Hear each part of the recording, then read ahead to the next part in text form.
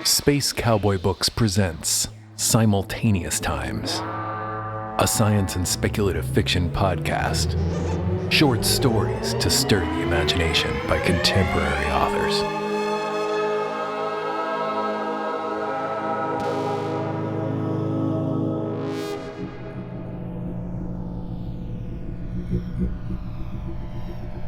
The Duelist by Christopher Rocchio, with music by Red Blue Black Silver, read by Jean-Paul Garnier and Gabriel Hart.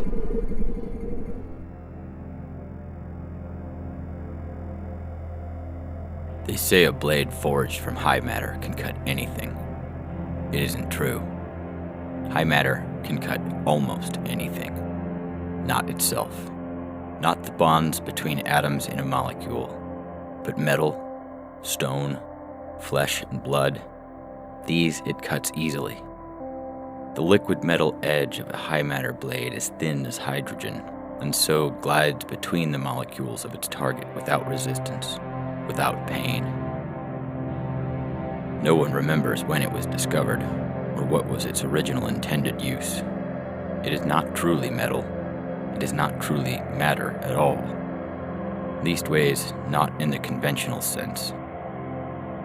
The substance is composed entirely of a species of exotic baryon mined in the great particle foundries of Elos, or on Phaya, whose craftsmen are renowned across the galaxy, or on the holy planet of Jad.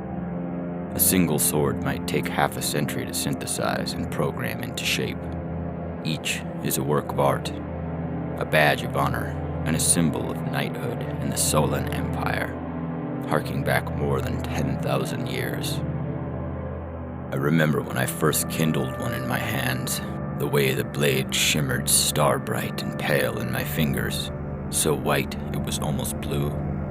The poetry of it, the weight and perfect balance, the way the leather grip felt in my hands. None of the women I have known were so beautiful, and only a few were so deadly. Domeric!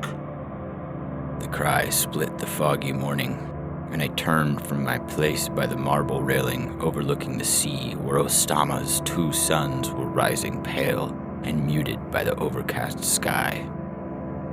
Look who's here, said Alexei, my friend and second, grinning beneath his thin goatee.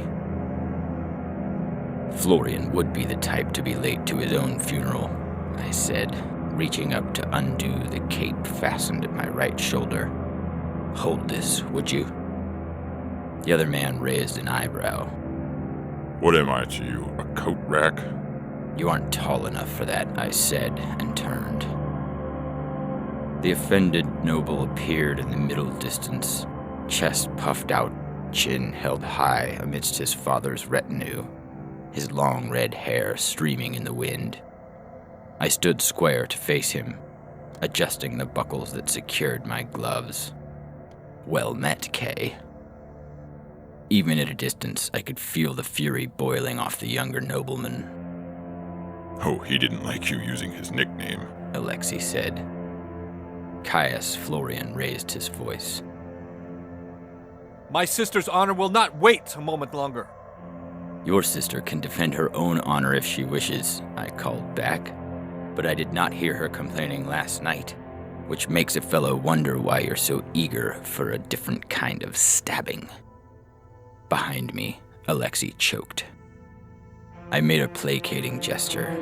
Kay Florian's father was the Marquis of Sarmatia, a minor imperial world in the Upper Perseus, but a man far more powerful than my own father, a humble baron in the spur of Orion whose only claim to fame was a minor victory against the O'Regan rebels more than 2 centuries ago. And who was I? Only a young Gallivant come to the games on Ostama with a fondness for the Colosso and Count's daughters. That wasn't a crime, but if Kay insisted on treating it as one, he should get his money's worth. Besides, anger would make him sloppy, and that was all the better. You dog! The younger man cursed. You think you could just insult my family and walk away? I glanced back at Alexei, who rolled his eyes. What insult? I spent a night with your sister. She's a grown woman. It's her right. Her right? Kay snarled. To whore herself to some layabout from the inner systems? Layabout? I mouthed the word, but checked my response. Whore herself? Forcing myself to smile, I said, "Well, now you've done it. I won't let you call your own sister a whore, Sir Caius. Draw your sword and have at you." Clearly flustered by this turnabout, the younger knight clenched his jaw. I'll not have you play the hero. She is my blood, Sir Domeric, my sister. Then you should not insult her so, I said, and unclasped the hilt of my sword from the magnetic catch at my hip. I had no desire to kill the angry young man, but he needed to be taught to cool his head. His sister Viola and I shared a night, as I said. Nothing more, and nothing special for two of our rank. Such trysts were ordinary among the nobility, and Sir Caius had no cause to act like a door warden of the Jadian harem. He said nothing. That's first blood already, Dom, Alexei called out. I could hear his wry grin without having to turn around. In answer, Kay snapped his own sword from its holster and kindled the blade. It cut the eye like neon, blue-white in the morning air, so that the fog about the young man glowed and highlights shone on his sharp features and in his scarlet hair. "Shouldn't we wait for the justice?" I said, referring to the prefect who would judge our fight was fair and by the book. All duels between members of the nobility had to be filed with the local authorities. Everything had to be right and proper to prevent families from going to war over the actions of their drunk or proud children. Damn the justice! Kay spat, and gesturing to his followers and to Alexei, he said, We have our witnesses. Your friend can record it with his terminal if he likes. I care not. He advanced, circling left. It's time to teach you some respect. Respect, I said, incredulous, sword still quiet in my hand. From the man who called his own sister a whore. I pressed my free hand to my chest. It was time to goad the fellow. I assure you, I paid nothing. Kay charged into a lunge, point aimed at my chest. I swung aside just like the matador I had seen in the Colosseum the day before, my own blade fountaining to life in my hands to brush his aside.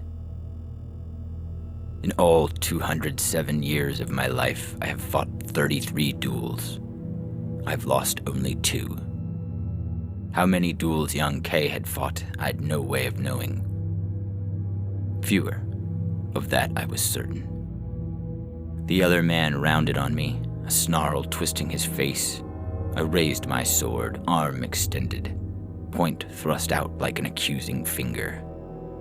Thus, I kept my own blade as far away from my own body as possible, for any stray touch of my own blade was as lethal to me as to my opponent. And I'd no desire to kill the young upstart, only to sever a hand. They could reattach a hand. The first flood of anger seemingly rushed by. Kay rounded on me, sword clasped before him with both hands. I could almost hear the gears in his head turning, reassessing the situation. He'd not expected me to move so quickly or to respond to his assault with such ease. More cautious now, Sir Caius advanced, punching out with both hands to throw a straight cut at my face. I stepped right, rolling my wrist to brush his blow aside as I stepped in, forcing the younger man back. Kay just caught the parry, circling around to my left. "Have you fought with high matter before?" I asked, sparing a glance for Alexei, who stood with arms crossed by the rail. I was sure he must see it too. Kay fought like a man too used to blunted steel weapons and training skins, like a child. Of course I have, He said, He advanced again, aimed a cut for the side of my head. The electric sound of high matter splashing on high matter filled the air and mixed the fog with ozone. I drew back, sword still pointing at the younger man's chest. When I was a boy, my father had forced me to stand for an hour at a time with a metal rod in my hand, forced me to stand until my arm ached and my hand screamed with pain. But it had paid off. I could hold my sword in line like that all day if I had to. Not bad for a layabout from the inner systems.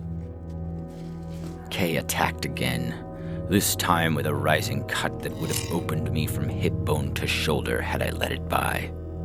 I beat down, trapping Kay's blade beneath my own. I extended my arm, sliding my blade in a flat cut that would have slashed Sir Kay across the chest had he not blocked it and circled away. "That's better," I said, cajoling. The flush crawled up the younger man's neck, and even at 5 paces distance, I thought I heard his teeth grind. Shut up!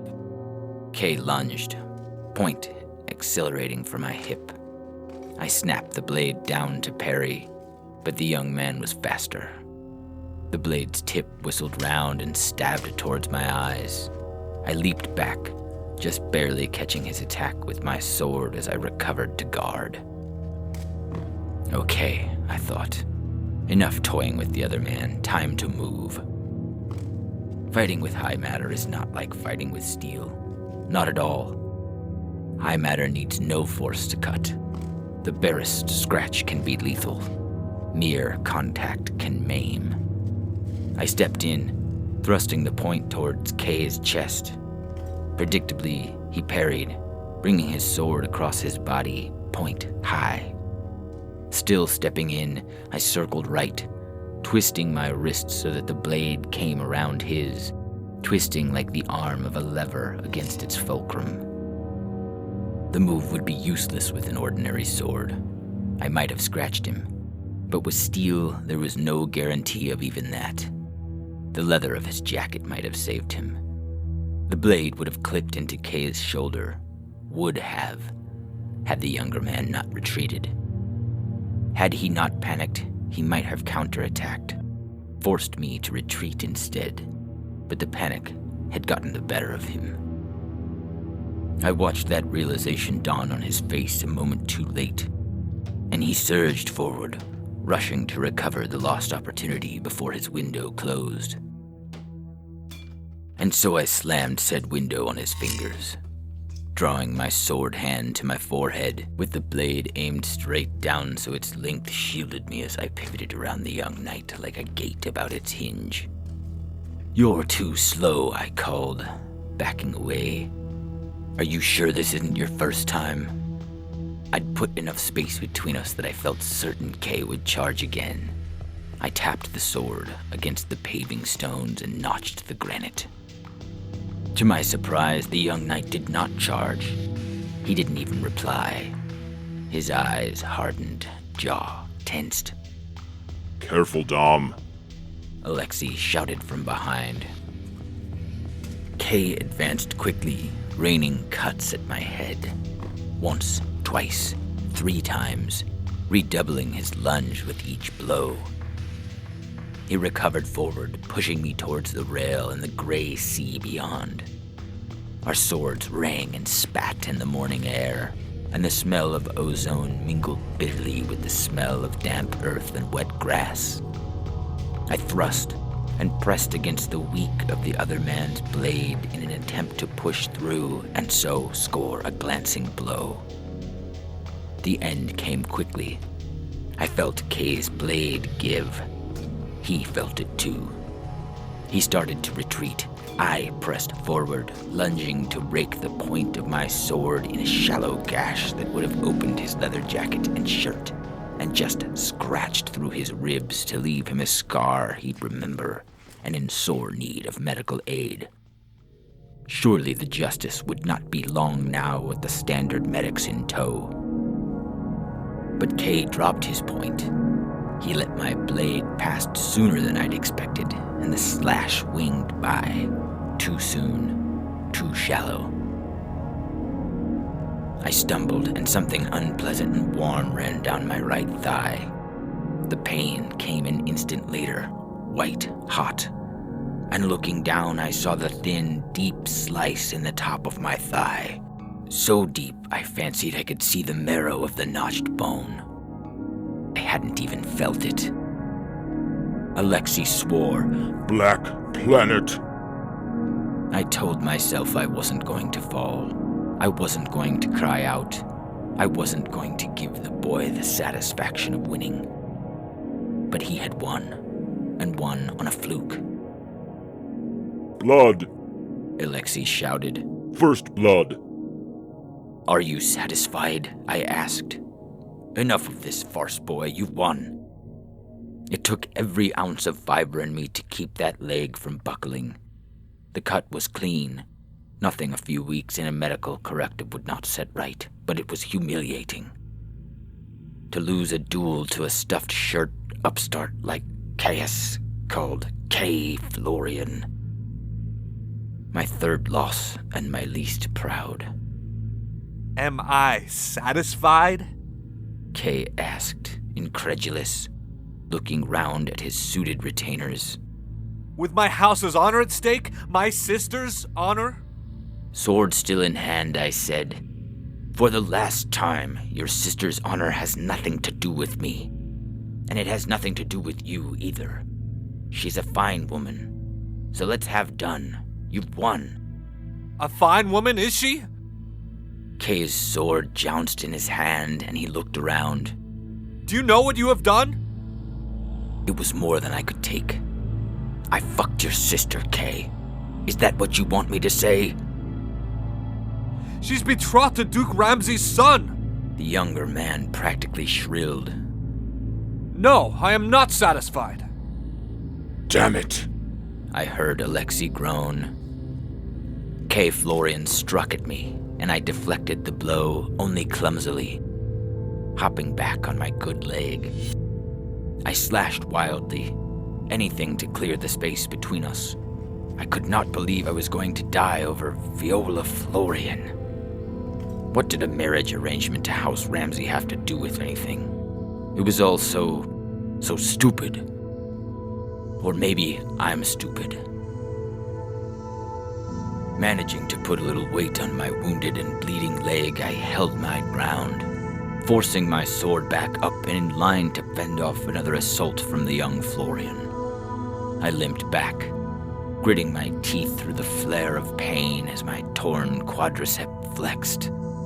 I stumbled sideways and nearly ate the next of Kay's attacks, but I swung my sword up in an ugly static block. Ugly, but it saved my life. I struck back, and the young man caught the blade with his own and forced my weapon down, trapping it beneath his own in a simple bind. You've seen holograph operas, and so you will know what came next.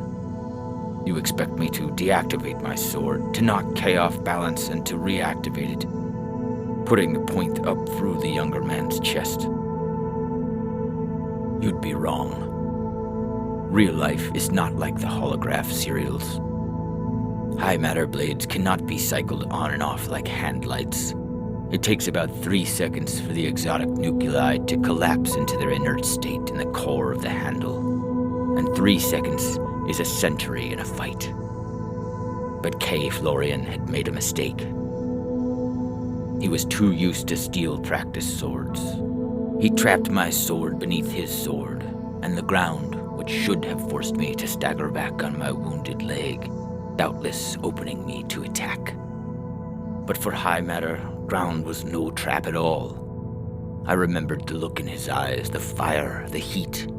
To this day, I cannot fathom why my dalliance with his sister had angered the boys so. It doesn't matter.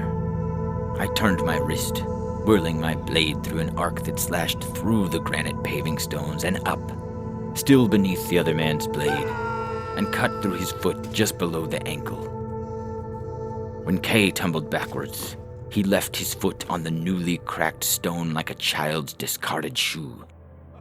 Behind me, Alexei made a small, satisfied sound. Blood ran across the stone and into the cut I'd made. "Well, I'm satisfied," I grunted. At my feet, the younger knight howled, clutching at his stump. For his dignity, I won't describe the sounds he made. "Oh, stop whining," I said. "The justice will be here in a moment. The medics will fix you up." I slid my good foot against the hilt of Kay's discarded sword and kicked it clear. "Do you yield?" It wasn't how I'd wanted to win, but I knew it was the kind of win men would speak of. Cut through the ground. Alexei exclaimed. My friend was at my side in seconds, putting my arm around his neck to take the weight off my leg. Remind me not to fight you, Dom. That was a low trick. "We're both alive, aren't we?" I said, directing the question as much to the man at my feet as to the one at my side. "Isn't that what counts?"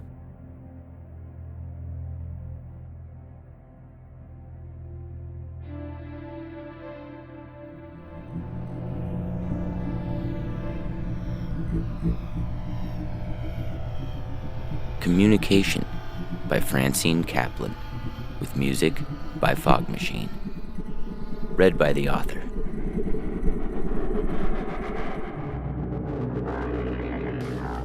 Communication.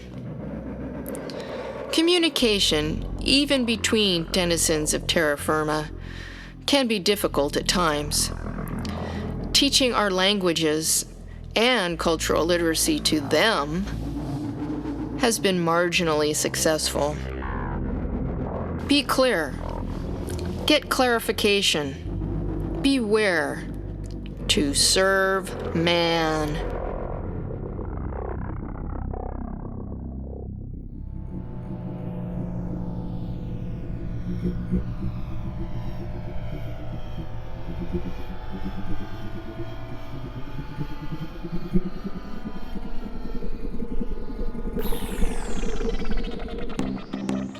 In this episode of Simultaneous Times, you heard The Duelist by Christopher Rocchio, with music by Red, Blue, Black, Silver, and Communication by Francine Kaplan, with music by Fog Machine.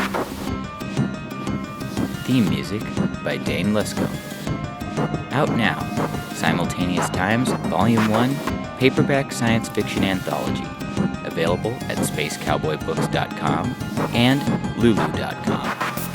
Be sure to visit us at our store in Joshua Tree, California, or at spacecowboybooks.com. And connect with us on Instagram or Twitter. We'd love to know what you think of the program.